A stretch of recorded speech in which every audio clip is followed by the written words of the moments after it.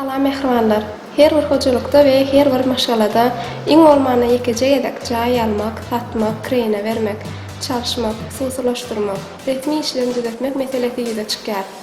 Siziň bu çyşyryny meseleňizde aňsatlyk bilen çözmäne önemli emlak hususy kärhanasy ýardam eder.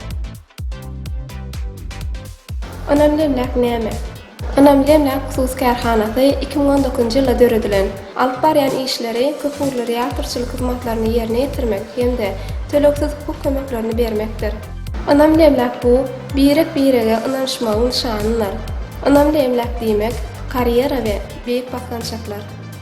Önemli emlak diýmek, pikir maksatlar we ol pikir ideýalary durmuşda janlandyrmak we şekillendirmekdir. Önemli emlak diýmek, hünärmenler ilmida maksatlyň hyzmatyňyzda. Önemli emlak müşterileriň maksatlaryny amala aşyrmak diýmekdir. Önemli emlak siziň ynamdar dostuňyz.